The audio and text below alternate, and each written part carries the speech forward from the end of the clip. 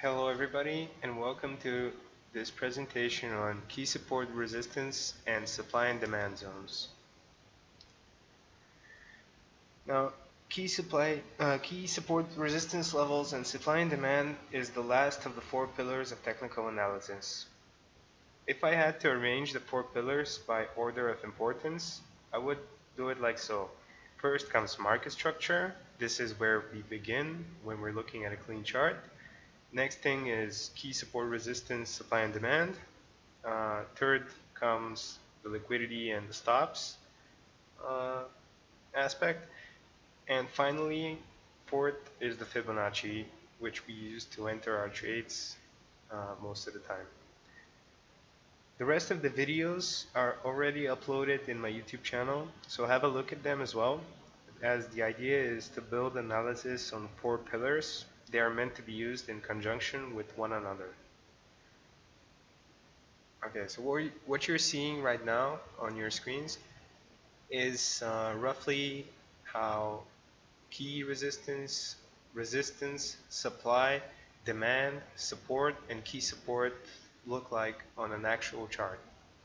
All right, and this is probably the best time for me to explain that I make note of key resistances and regular resistances, as well as key supports and regular supports. And to me, the difference lies in the importance of the level. All right, but I'll cover this later on in the video. Okay, to kick off, key support resistance and supply and demand zones are instruments we use to pinpoint potential reversal levels. They are probability-based tools. They will work, but sometimes they won't. Macro trend is thus key in knowing which levels will hold or not. These instruments are essential in mapping out the current market as well as predicting various future price action scenarios. In my own trading, I will take trades off these levels, and the way I use them on different time frames differs. And I will tell you more about that in the end by giving an actual example from recent price action. Okay, so first segment is the key support and resistance levels. We're going to start off by defining a support or resistance level. And the definition would be, the definition for a support level is a level where upon reaching during a decline, price action reacted either by stalling or by reversing to the upside. It is a bullish level. A resistance level, on the other hand, is one that has been approached during a rally and price action has bounced off or stalled, reversing to the downside. It is a bearish level. Both these levels hold historical value. In other terms, if a level has been tested and proven in time, chances are it will work again. And for me, key support resistance is any level holding a long-term or intermediate-term swing high or low as defined in the market structure video. The level itself may have been once supply, demand, or a Fibonacci level. What's important is price reacted by going into a sustained reversal once it reached it. A sustained reversal would imply market structure shift and basically complete reversal of the trend. Appearing now is a graphic depiction of key support and resistance. The green line defines a key support level. As you can see, price went down to the level, it touched it and reversed, immediately went into a rally where you have market structure changing, where you have pretty much all the indications of a trend shift. You see this this swing high got broken by this one. There's a higher swing high here, higher swing low I mean, and you have a series of swings going higher and higher until price reached this red line, which is a key resistance level. And you have the same thing here. A high, long-term high, has been established here, followed by a series of smaller swing highs and swing lows. All right, that's roughly the idea of key support and resistance.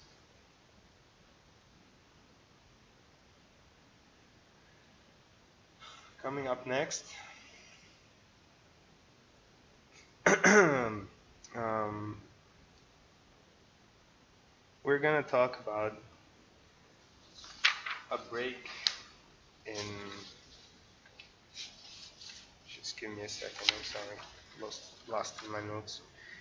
A break of support to resistance. A break in a key support resistance level does not necessarily look like a break in market structure. In other words, there can be no reversal whatsoever, or price may go back to that level and test it.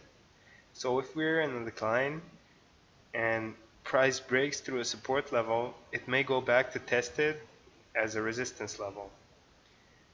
On the other hand, it could be the other way around. If we're in a rally and price broke through a resistance level, it may go back to test it as support. In general, if price keeps breaking resistances and holding at support levels, we're in a bullish trend. If price breaks support but holds at resistance levels, we are in a bearish trend. A break of support to resistance may also result in a fake out, which is why I do not preach nor practice breakout trading. I think it's practically doing what we're expected to do in order to get herded in and basically get kicked out of the market, resulting in losses most of the time. Alright, so this is what support turned resistance or resistance turned support looks like on an actual chart. The reason why the red line looks this way is because I used a 4-hour chart to draw the level, and I used the candle bodies instead of the wicks. Basically what happens is price comes up, well, tested level, price goes down, goes up, breaks the level right here, keeps moving up, forms a swing here, goes back to test the level, which holds and is now a support level.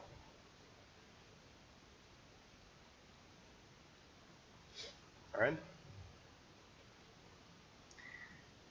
And I'm gonna use this for an excuse to tackle a lifelong debate. Should I use candle bodies or should I use candle wicks? I generally tend to use the bodies more because wicks are often associated to whipsaws and stop hunts. To put it in plain man terms, if I'm holding a position running towards recent significant highs and therefore resistance, I would rather use the bodies to get out so I don't risk price flipping before it reached the wicks and essentially lose gains because of a few extra pips worth of greed. However, if I'm looking to get into a position, I might set my pending sell closer to the wick than the body. The entire philosophy here is the whole move fast to preserve capital, don't mind if you're missing opportunities thing. Like there will always be more opportunities, there might not always be more capital. So yeah, that's how I settle the debate. Moving on, we're going to the second segment, supply and demand zones. Once again, let's start by defining it. By definition, supply is an order-volume imbalance wherein the sells outweigh the buys. The bears outnumber the bulls. There are more people willing to sell than there are people willing to buy at this level, this area. In terms of charting, a supply zone is the area ranging from the lower wick to the open of the last bullish candle before a decline. And this is what it looks like. We have price going up inside this, basically moving up here, and it goes inside this area right here, which is the last bullish candle, low to body before the decline. All right, and case in point, it's holding right here. This is where it touched.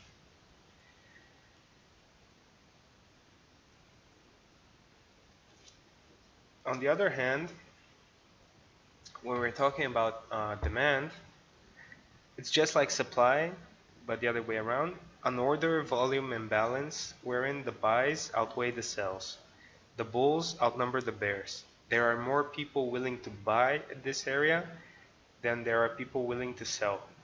In terms of charting, a demand zone is the area ranging from the high to the open of the last bearish candle before a rally.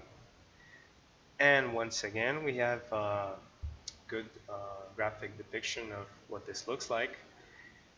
Essentially, we have a very large candle with a very small wick, and price goes right into that, as can be seen over here as well as over here, and both times the result is price moving up from this level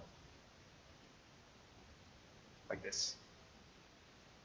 All right, so it's pretty much the same but in reverse. And there are a few noteworthy things when it comes to supply and demand zones. How do you determine a proper supply or demand zone? Not every single candle is a supply or demand zone. And that's why I personally have established some criteria for a valid zone. All right, there's 4 criteria. The first 2 being the size of the candle carrying the supply or demand, and the size must be large. The larger, the better. Second, it's the location, the situation of the candle on the chart. It's best if it isn't part of a choppy sideways moving market. Ideally, it's in those sharp but short moves to a certain level, reaching for liquidity before price turns around.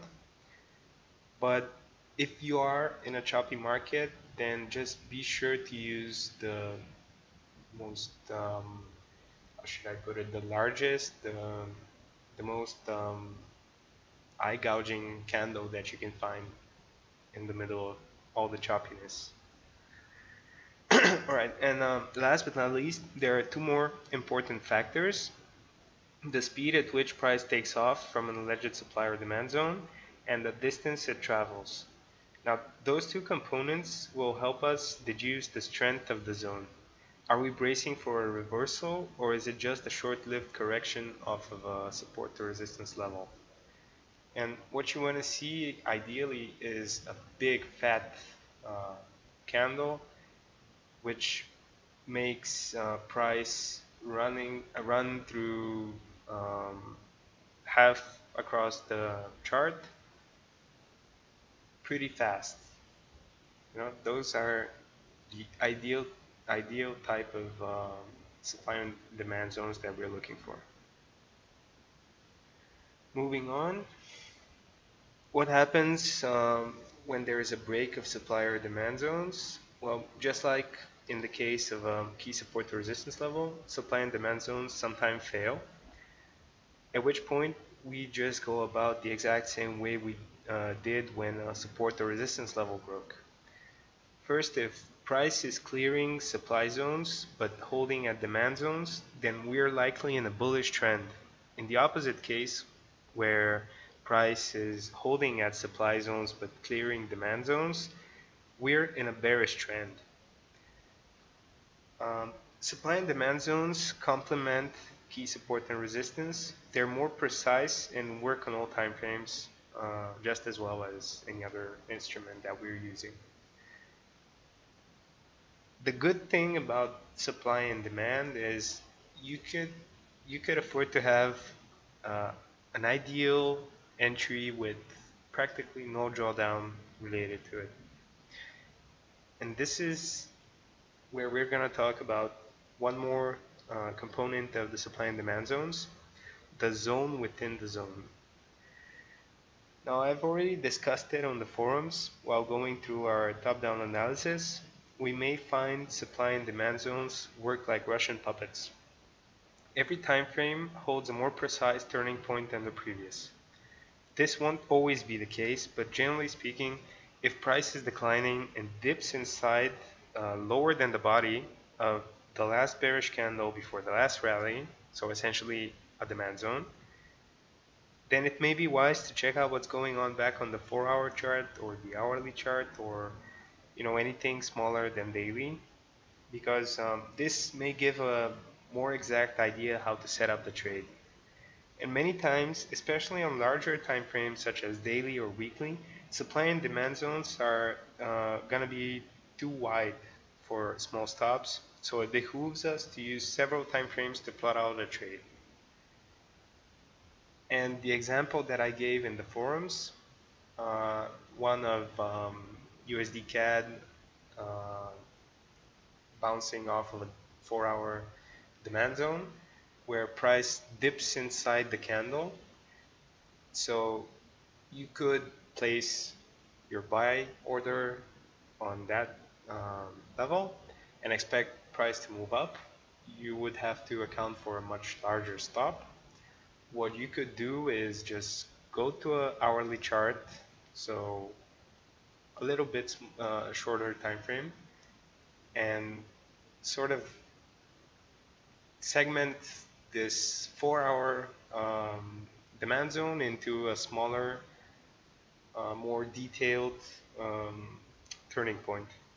And what we have here is pure precision. Price never dipped more than maybe a couple of pips and shot up, which means that we could have easily afforded to place a 10 pip stop loss, or maybe even less, who knows, and still benefited from the trade. Using supply and demand into everyday trading can allow for excellent risk to reward ratios, and it can make trades with very little risk unfold into very lucrative results. So this is definitely something that I use on a daily basis. Now, since I mentioned that I have different ways of using support, resistance, and supply and demand zones based on the time frame that I'm looking at, we're going to move on over to a chart where I'm going to explain myself further. Okay, so we're looking at a 4-hour dollar yen chart, and this is a trade that I actually took last week. The reason we're looking at this 4-hourly chart is because we're gonna look at this portion of the chart, like disregarding everything behind this little box. And more specifically, we're gonna be talking about a much smaller area, exactly coming around here, where my buy trade was executed. And to give you a better idea of why I went in, basically what I saw was this hour 4 demand holding after this dip that came right over here. And what I did was go on a smaller time frame. I drew a support level over here, expecting that price would go down no lower than this support level coming at 112.50, and price would bounce. So I got a fill right about here in this candle here, and I had placed 20 pip stop loss. So a 20 pip stop loss comes about, well, slightly below this candle's low. Alright? The reason for this is I used the um, the swing. It came right about here,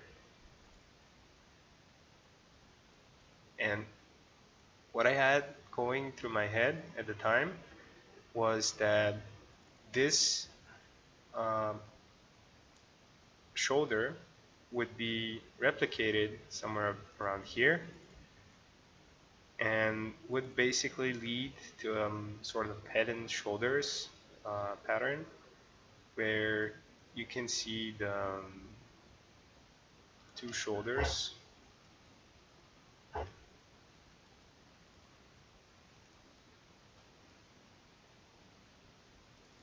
and the head.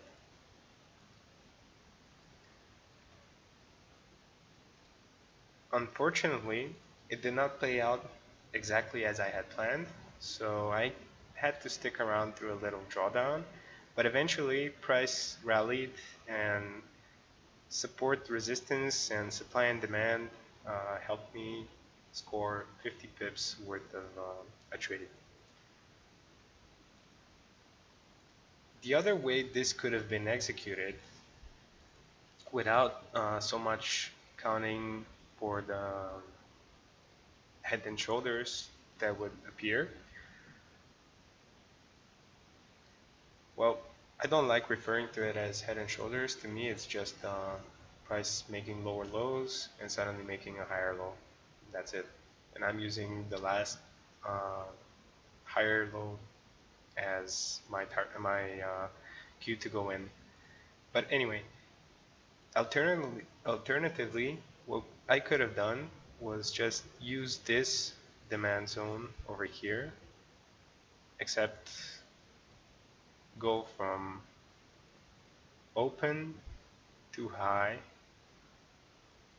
And as you can see, price barely touched the high of this candle before it went up on its rally. So this would have been a much better entry.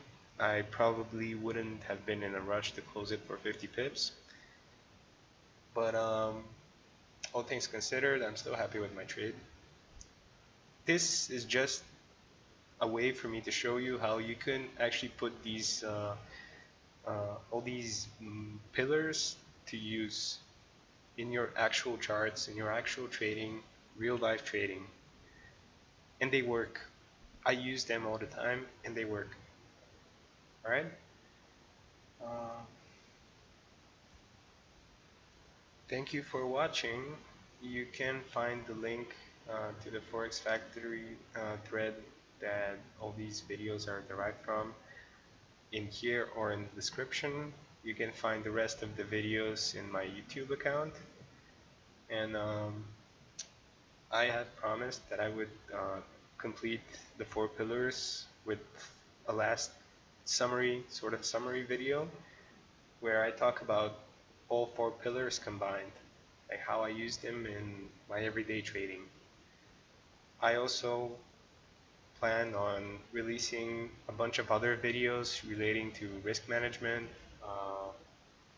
proper risk management, trade management, dollar index, risk on, risk off, pair correlation, and you know, stay put. You're gonna have your videos over the course of next year. So for now, thank you for watching. We'll be seeing each other and happy holidays.